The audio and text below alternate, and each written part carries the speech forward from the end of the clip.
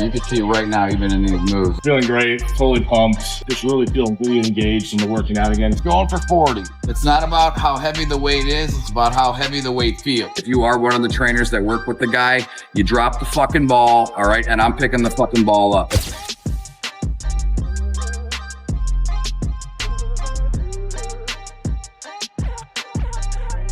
Pain level, it's interesting this is brought up today because I'm here with Steve, former Akron-Hoban football standout, D1 athlete. And, I'm sure there probably was a point in his life, and you correct me if I'm wrong here, okay, that you were disappointed that you did not make it to the NFL. 100%. Okay. So, and I will say this, having worked with many guys that have been in the NFL, either careers, 2 years, 3 years, 5 years, be thankful that God redirected your path in life. Just an investor. These guys that have been in the NFL, they wake up every day and it's just a struggle to get out of bed. Nerve pain, discs, spinal injuries. And so, even myself at times, I'm like, I was a runner, wanted to try to, make it from that. And then you kind of think at that time when you're in that, 18 to 25-year-old mindset, you still have that warrior mind that you still want to go out there and kill it. Yeah. But then you got to learn how to kind of devote that, energy into something productive. Otherwise, if you divert it into business, you're having success. If you still are chasing the dream, I see these guys go into depression, they go into drugs, they go into all these things. My pain level this morning, probably about a 9.5, just because I have a herniated disc in my neck. So I'm that's where usually it's a challenge in the morning just to get rid of the pain. So a lot of what I've had to do, as let's say, their injury comes innovation, right? You got a problem, you got to figure out a solution. Yeah. So all of a sudden now, powerlifting, deadlifting, squatting, out the window. So like, how do I get the workout in? How do I do something that's sustainable without, doing further damage? So that's been the challenge for me over the last couple of years.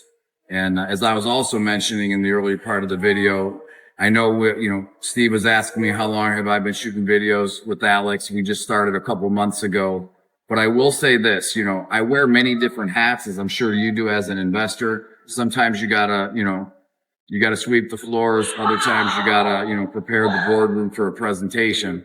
But my word of advice today, and the one thing to keep in mind, is that not everyone that inspects vaginas is a gynecologist, and not everyone that takes somebody through a workout is a personal trainer. So when I heard that Steve has been disappointed by personal trainers that he's been working with, and I don't give a shit if you are one of the trainers that work with the guy, you drop the fucking ball, all right? And I'm picking the fucking ball up. I'm using football analogies because when you're dealing with a guy like this that graduated high school at 240 pounds, he was running through people, not running around. This is the kind of guy that I like to work with because I know he comes from a Catholic background, Akron-Hoban High School. So if anybody is going to become a champion in the second phase of life as it relates to fitness, it's this guy. So we're going to document the journey here today. And so I want to say it's a pleasure to meet you. Pleasure to get working with. Okay, so you took a pre-workout today. I don't care what brand. Do you normally take a pre-training for? No. Okay, how are you feeling off of that? I'm feeling like I'm ready to go. I'm like sweating right now. Okay, so you're dripping sweat. Okay, yeah. Now obviously most important, everybody and you're 35, right? Yeah. Gonna be 36 this weekend. Now anybody over 30, you're dealing with some aches and pains and tweaks. Now I'm surprised after playing football for as long as you did, you're not dealing with more knee and lower back issues. You just got just a little shoulder issue right now, right? Some sand volleyball. Okay, co-ed sand volleyball. Okay. Just too much, downswing. Okay, so a little bougie, but I was expecting more of an MMA injury. I'm thinking the dude's doing jiu-jitsu or something like that, but okay. Playing with the wife, man. Co-ed volleyball, all right. 2 basketballs. Okay. 6 foot. You play some sand volleyball together. Okay, so you guys are breeding some athletes then, I take it. Yeah, two boys, so hopefully... Now, how old are they? 2 and 4. Okay. When are you going to start doing push-ups and sit-ups? We're wrestling every day. Okay. So you're keeping them active. Throwing them, whatever. All right. Now, they're rough house. And the objective today, I know you were looking to do a leg workout, maybe some lower body stuff, because you don't want to affect the upper body, right? But my question to you is, are you able to do any type of static hang movement? I think so. Let's go get started with a little bit of hanging here.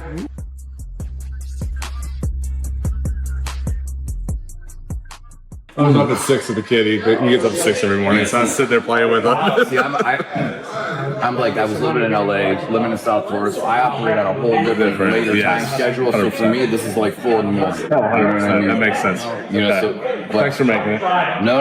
Listen, it's important because this is going to change your life. You know, not just this workout, but really the most important thing. I don't give a shit if you walk on the treadmill today, you didn't do anything today. The big key is understanding the new mindset of what type of program you have to do now is something that, as a father, as a husband, as a businessman, you need something sustainable. You need something that you're not dependent on having a trainer, having meetings, having anybody there. You need to be able to get a basic Steve workout that you do, 4 to 5 days a week, systematic clockwork, and that's what our objective is going to be over the next 1 to 2 weeks, is really just identifying how I can teach you what you got to do that's best for you, and then we make the adjustments and modifications along the way. Limited machines, limited, but I know Alex is a big fan of AI, which AI I think is great, but I also like RI, which is real intelligence, because I got too many fucking idiots that think they're fucking experts. You just have to download MyFitnessPal and give them a regurgitated workout. You know what I mean? So let's see how bad the shoulder is. I'm going to get a talk on this. Let's see, for instance, right here, shoulder width, keeping the legs up. How tall you were about 6 foot? So you were 6 foot 240 in height. Yeah. This is the thing right now. And I was telling this to Alex. I don't care who you are, there are so many of them basic things, like basic shit, right? Just like playing football, right? They want to get in the game, they don't want to learn rules, they don't want to learn patterns, And even now, people are getting more sophisticated with training, that it's not as hard as most people make it out to be. It's getting the right systems in place. So even like this, if you're going to train legs, right? Let's say you're sitting on a leg extension machine, you're doing squats. I mean, if we don't have your spine properly elongated and you're just rolling out of bed, you're going to tweak something, and guess what? You're going to be laid up for a month, and then you're not going to be able to train for another 6 to 8 weeks. And again, that's not sustainability. You know what I mean? The tweak thing makes sense. It happens. Some stupid athlete. Bring your hands a little closer again. 25. 25 reps. Okay. 135. Breathing is probably the most overlooked component with anything. And what's really important with this, because breathing is where all your power comes from. If you're able to get, full lung inhalation and exhalation, that's where all your strength comes from. So even just try, next time you're in the gym or doing a workout, try doing this. Or try going. That's where all your power comes from. Same thing with squatting. So people don't understand the importance of oxygen as a fuel source and the importance of, really expanding the lungs. So good breathing helps the RP. So start with 5 reps before you do your first descent. 100%. And then always inhale on the way down.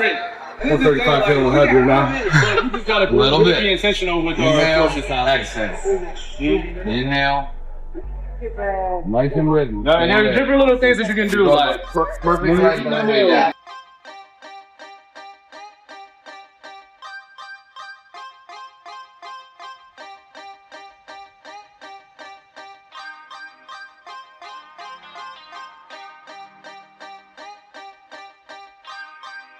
Down. Yes. 2. all right, let's do it. There we go. And set. Nice. One more. That's good. Woo! Good. 25. He's going for 40. And we've pre-fatigued, so this is, again, it's not about how heavy the weight is, it's about how heavy the weight feels. So after we've done all the pre-fatiguing, he's now ready to attack. I would say what's going to be probably the most difficult working set here that you will be feeling probably tomorrow and the next day. So we got 7. All right, keep going. Breathe, exhale. 9, 10, lung power. Inhale down, exhale up. Inhale up. 13, 14, 15. Nice rhythms and control. Better than halfway. Oh, he's got this no problem. Good form. 9, 8, 7, 6, 5, 4, 3, 2, One. It's like he read my mind. He's read my mind, man. That's like really, I'm looking around and who's working out with me. I'm like, Where am I? yeah, I'm close to my house. That's literally what it is. Like I can sneak away for 40 minutes on a Saturday, or 40 minutes on Saturday for my drive here and back. So I can get in there 40 minutes. I only get 3 or 4 in a week now. That's big difference. Well, you could go into your anytime by your house and by yourself. I think anything I'm doing here so far.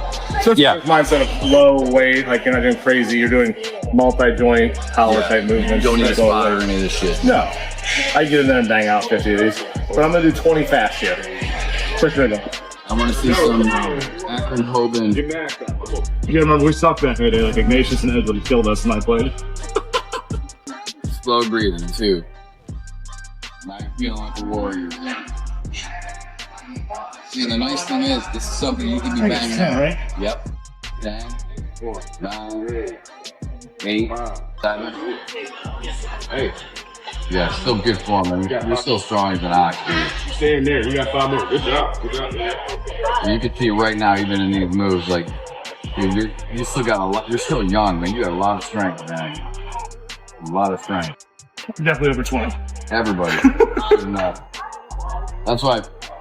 How many people quit in their 30s?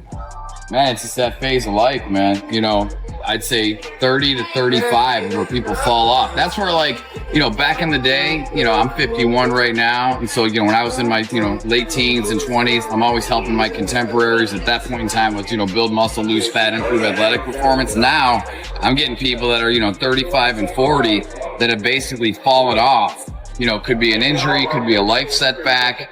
And it's like, man, how do you get back on track? So that's one of the most difficult things when you suffer a setback is how do you get back on track? And most people try to go back to what they were doing before the setback and not realizing that, hey, it's 5 to 10 years later, 20 years later, you're a different person metabolically, physiologically. I tried CrossFit. And how did CrossFit go for you? Ended up broken. You probably liked it. Oh, I loved it. I loved it. From a challenge standpoint, It was probably great. Because everyone's fucking better than me. So Because they were there forever. it pushed you. My back, like, I took 2 months off and they're my back. Oh, yeah. No.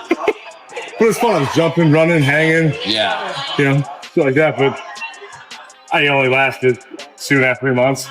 Yeah. And then I popped. See, I can't tell you how many people that destroyed themselves with CrossFit. I'm just glad that CrossFit wasn't popular when I was in like my late 20s.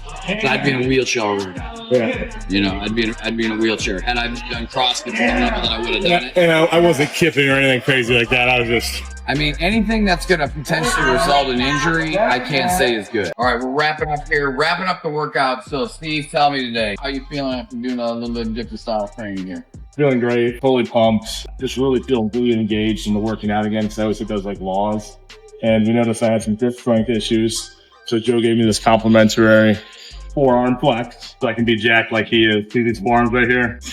That's it. My whole new thing is I don't train anything but forearms because nobody sees my legs, nobody sees abs. All people see are your forearms. So it's like, you know what, might as well have jacked forearms. However, I will say Steve brought up a great point because once you start getting into more of this higher rep stuff, your grip strength does go. So, you know, the forearms and the wrists are the foundation of the upper body. So next time we check in with Steve, chances are he's going to be feeling a lot better, stronger, more efficient with greater forearm strength. So nice job today, brother. Thank you very much.